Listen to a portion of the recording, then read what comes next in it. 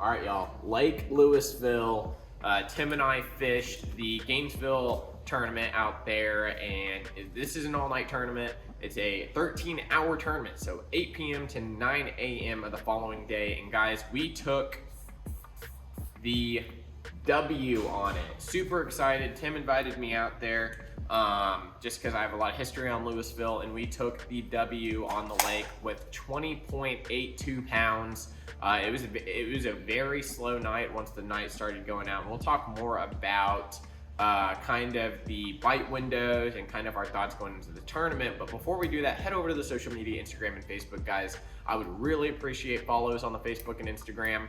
We do a lot of things in the store here that I keep you updated on. So if we get a new bait in, such as the clutch swim baits, OG Glide and darters, you will know immediately when they get put on the website, and you can buy them up before everyone else. So go do that. If you're brand new here on the channel on YouTube, thank you for coming in, checking out Lake Pro Tackle. We've got a bunch of exclusive rods, reels, and tackle that you won't find anywhere else. Got a huge selection on our online store, lakeprotackle.com, and you get free shipping for orders over $50, as well as some great benefits as well. So let's go ahead and talk about Lake Lewisville. So Lake Lewisville, if you don't know already, I'm sure most people who are watching this video are from the DFW area and fish Lewisville a lot.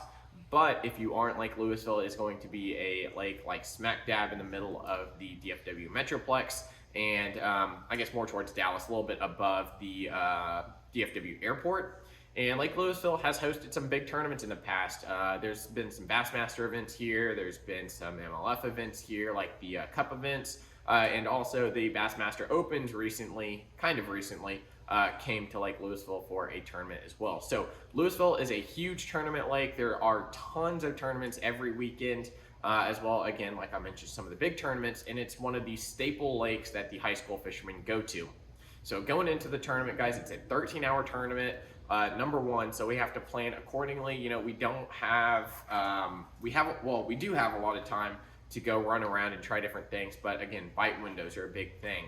Right now in the summertime, typically your best bite windows are going to be later in the evening and early in the morning. So taking that into account from practice and stuff, our best bite window was right at 8 o'clock to around 9:30, 10, and then it might pick up again early in the morning as that sun's getting up around 5 to 6 o'clock. Now the lake, we're going to talk about conditions real quick. The lake level for our tournament, the lake was about a little more than 3 foot low. So typically when water drops out of a lake, the fish want to pull off the bank just so they don't get stranded.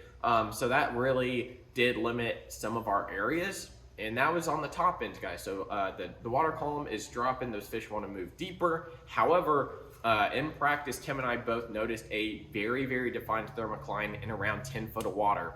So that thermocline is where that warm water and that cold water meet, and usually they won't mix very well, and it forms like a solid line throughout most of the lake, depending on where you're at, where those fish just don't want to be in the thermocline because there's no oxygen in there.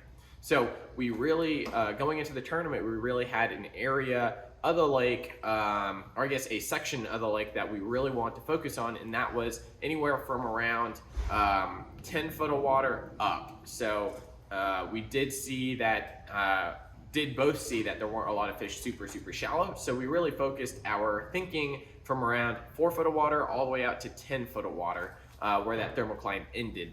And the first stop of the day, guys, was a area that had some shallower brush. Right now, I say it's shallower, but typically it's in around 12-ish foot of water. But right now it's in 8 to 10 foot of water. So it was just about perfect where the bottom of the brush would sit right at that thermocline level, and then those fish would sit around the top of it. So I have right here the basket of baits that Tim and I had success on, and I will break down exactly how we caught them and how we kind of patterned them. So stay tuned here. It might be a little bit longer one, but if you're interested in how we caught them and you're nerdy like me and you want to just learn everything, stick around. So our first spot of the day, again, was that shallower brush where they could sit in and kind of cruise around. I was throwing a drop shot, and I was throwing a robo worm. Now, the robo worm I don't think was super important. The water was a little bit chalkier than normal. It wasn't dirty, but it was definitely chalky. The color that I was throwing was Margarita Mutilator 2, and this is the 6-inch straight tail. Now, the worm, I don't think it mattered too much, but what we did to the worm made a big difference. So we did a lot of things to modify our lures to help us fish at night, because at nighttime, fish's visibility goes down, but they still have other ways of locating their food, such as their lateral line or their sense of smell. So what we did at that first spot with the drop shots, guys, I threw the drop shot plain and dry for about 5-10 minutes. And this is a spot that I had a couple bites on in practice. I actually probably let go of around a double-digit class fish because I didn't want to set the hook on one of our primary spots that I've been fishing for quite a while, and there's typically always fish on it. So I dumped that big one on Thursday and just let it pop off. I didn't even set the hook. I just kind of pulled it around and it came off, luckily, right at the surface, had its mouth open. So I was like, all right, there's some fish here, and I just got to save them until the tournament. So that was the first spot we went to, and threw the just straight up robo worm, nothing on it, on a drop shot with a 1/4 ounce weight. And if you've watched my drop shot video, guys, or if you haven't watched the drop shot video, guys, go watch that. For summer drop shotting, I like to run a super long leader with 8-pound tatsu. So I have 10-pound smackdown braid going to 8-pound tatsu, and with my leaders, guys, I like to run an extra long leader, especially around brush, because it allows me to work it through a lot more seamlessly, and it gives that worm a whole lot more natural action. So what we did to modify this drop shot here, we went all out on them too. But before we get into that, guys, check out Spear Point hooks. These hooks here saved my bacon for sure a couple times during the tournament, because the biggest fish that we caught that night were on the Spear Point hooks with the drop shot. These are the number 3s. It's my personal favorite. If you're not used to finesse fishing and you don't have a rod designed for finesse tactics, you can still get away with it, but I highly suggest a size 1, which is 2 sizes bigger than this. These guys are absolutely tiny, but definitely check them out. But anyway, back on modifying these robo worms here, we did a whole lot of different things. So first off, we dunked these in clear Spike It, gave it a little bit of garlic smell. Another thing that we did is we slathered it in bait pop. Now, bait pop, if you don't know already and you haven't seen our video on it, this stuff here adds scent to your worms or hard baits. Doesn't matter what you throw it on. It's going to add scent and it's going to add sparkle. So the sparkles will fall off a little bit here and there, but the scent stays on for quite a while. And also it helps as a live sonar intensifier. All discretion though, I notice a little bit of a difference on forward-facing sonar, but not super, not a whole lot. But bait pop, I do love it. I do catch a lot of fish on it, and I do think it makes a difference by adding the scent and the visual aspect. So definitely give them a try. So little plug, shameless plug for bait pop, because they definitely work. But I covered this in Spike It and bait pop, and then I also, what I did is I took some 3mm rattles by 6 cents. So they're real skinny rattles, but they have 2 little BBs in them, and it makes a little bit of noise. So after about 10 or 15 minutes of throwing just a plain Jane robo worm on a drop shot, slathered it up in Spike It, put a bunch of bait pop on it, and I put a rattle in it, and literally that cast threw out there, and I hook up with the big fish of the day or of the night, which was a 5.9, 5 point high, mid 5.8s basically. And that fish got in, Spear Point hook. I mean, it was stuck on there. If I have a picture of how good it was stuck, I'm gonna put it in here somewhere. Yeah, baby, Spear Point hooks. Let's go. But that fish was locked on, not coming off. A little bit later, about 5-10 minutes later, Tim was tossing around a Yamamoto Yamatanuki. And like I said, there's a bunch of brush in this area, so we were power pulled down in shallow water looking out across this little flat area. And there's another brush pile out there, and I was like, Tim, look, I think there's a fish just cruising right on that brush pile. So he flips out there, lets that Tanuki get down for about, I mean, it took maybe 5-10 seconds for this Tanuki to get down there. It's a very heavy, soft plastic for those of you who don't know. So he's got it on just a weightless Texas rig with 22-pound Tatsu. Flips over there, and he's like, Sam, I think I got one. Rears back, sets the hook, gets in about 3.5 pounder. We kept around that area for another half hour probably just to see what we could find, and then we went to spot number 2. Now spot number 2 is going to be a shallow dock.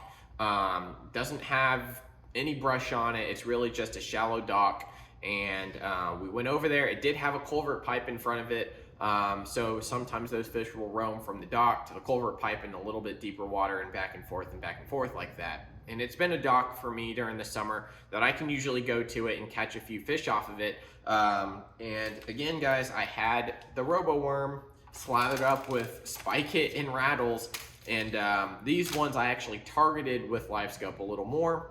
They like to hang on the dock really tight to it on the crossbars and stuff, and I could see that fish out there. I was like, oh man, Tim, this is a good fish. So flip out there about my 3rd or 4th cast. The second cast, I believe, it followed it down to the bottom and it stuck there. Threw out there one more time, missed it by a little bit because I casted it in front of the fish, close to the boat. That 3rd or 4th final cast, got it right behind the fish, pulled it, twitched it, and it ate it. And that was the big fish of the night, which was like a high 5, almost 6 pounder. So on 3 fish basically, we had almost 15 pounds, which was super awesome. Right after that though, we put that fish in the well. I'm still retying a drop shot, and Tim flips back into that dock area and catches one on a rage craw, black and blue standard rage craw, guys. You know, I don't know if the colors made a huge difference, but it did seem like they wanted this purple a little more on the robo worm instead of just a straight morning dawn, because I did have those also. But Margarita Mutilator 2 was the one I really landed on eventually. And then the black and blue Rage Craw definitely stands out with more of a silhouette pattern. And Tim caught this on a Texas rig. I think it was like a 3/8 or 1/4 ounce weight, tungsten pegged, threw it in there, gets bit, and we have 4 fish for around about 16, 17 pounds. That one he caught on the dock there wasn't that big. I think it was the smallest of the night that could keep, but we were still catching fish. So fishing around there, we go find some dock areas, and I'm throwing a Berkeley Chigger Craw 3-inch in max scent on a Texas rig spear point hook, 2-aught EWG hook, and had a few bites on it, threw around the drop shot and kind of moseyed around. By this time it's around 10 o'clock, and the fishing really slowed down. The bait was kind of not moving as much. They're pretty stagnant. Nothing was really chasing, and the wind played a huge factor into our success, I believe. So starting off the tournament, it came from the northwest blowing it came from the northeast blowing to the southwest, and then shifted to north about 10 o'clock. And that's really when everything started to die off. It was just stagnant, glass calm, and really hard to get a bite. And then after we hit these little dock areas, we went over to the 35 highway bridge, fished the riprap. Didn't have too much luck on the northwest side, because that's where we started. It's got more light on it. Then we went over to the northeast side of the 35 bridge, and right off the bat, we're throwing. Tim was throwing a OSP crankbait. So this is a pretty funny story here. Tim gets stuck with this OSP crankbait, tries to pull it out. We get on top of it, tries to pull it out with his hand, and it flew out of the water. So it wasn't stuck too deep, but it flew out, got him right in the hand, past the barb and everything. So Tim goes and sits down to get this hook out of his hand, and I go run up front to get some casts in while he's doing that. So I was throwing this guy right here. Megabass Z2 crankbait has been absolutely killer for both Tim and I during the summer here. This one here is in GG Gill. This is the one I was throwing. Tim also had a GG Gill on and caught a couple fish. But this GG Gill here casts extremely well.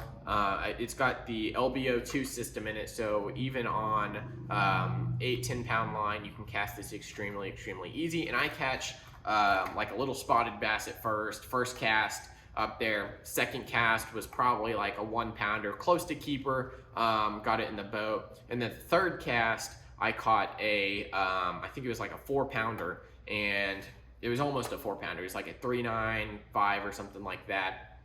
Catch that one. Tim's still in the bottom of the boat. We throw it in the well, and I helped Tim get the hook out of his hand because he's still down there. But after that, guys, we didn't get another keeper bite until really the rest of the night. We got a bunch more bites on different things, like caught a couple more on the Z2. I snagged a carp. Tim caught a flathead catfish. But really, our tournament ended essentially at 12 o'clock. So we had 9 more hours to go putts around. But I do want to stress this, guys. If you're still here, fish care is a huge thing, especially when it's really, really hot in the summertime. And we took a lot of our time, probably, I would say 25% of the night, making sure our fish were okay, pumping new water in there once or twice, but we made sure we had tons of ice. I think we bought like 30 pounds of ice, got it all in there. The water temp in the live well was probably near like 80 degrees, like probably even colder than that. It was really, really chilly, and we used a lot of G juice. We made sure that water was dechlorinated from the ice and made sure that those fish were healthy. So we had the first 2 fish we caught weren't looking too well by hour like 10 or something, and we made sure to dump the rest of the ice in there. They were all good, and I just want to stress that fish care is a huge thing, because one of the other workers here that fishes the club, Ethan, he had one die on him, the big one that they had die on him, and then someone else had one die on him. And sometimes there's just nothing you can do. But I did hear from a lot of other guys that the deep bite was not there. So if you're watching this from Texas high school and you're trying to get a gauge on how the fishing is, guys, pay attention to the thermocline, pay attention to where the water levels are, because last year, right now, the water, we did get a little rain last year, and the water kind of stabilized and then dropped off again going into like October, late October essentially. So if you are watching from high school and you need some information or something, make sure you're in your 30-day or you're outside of the like 5-day no information or whatever. And I'll definitely tell you whatever I know. But essentially that's all I have, guys. The big players for the big fish, of course, a drop shot. Caught a few on, I think, a chatterbait, the Z2. I caught, I think, 1 or 2 on like a Strike King 1.0. But the tournament set up very specific, and the guys that were fishing too deep didn't catch them, and the guys that were fishing extremely, extremely shallow didn't catch them either. So I hope all this information here helped you guys. All the baits here found at lakeprotackle.com. Just wanted to put this out there as basically like a fishing report. The water temps were 94 to around 91 in the morning. There weren't a lot of wake boats out there, which thank God there weren't, because it would have made it really, really rough. And then water clarity, like I said, it was a little bit chalky. I would say it was anywhere from around ½ a foot to 1 foot of visibility. So not super clear. Definitely on the east side of the lake was a lot more dirty than the west side of the lake, and night fishing you can't really tell, but again, we were throwing darker baits anyway to throw off more of that silhouette. Now, if you are struggling to get bites out there, highly recommend you to modify your baits a little bit. Bait pop, spike it, add some rattles, change it up a little bit, because those fish are seeing these baits every single day. And that's why I don't mind paying $20 for a crankbait that I can throw extremely far, throwing it on some good line. And I know this 8-pound Tatsu for a drop shot or any leader that you're doing can be very, very expensive. All right, y'all, closing out the video here. I hoped all this information on Lake Lewisville helped you. Tim and I, again, super thankful to get the win on Lewisville.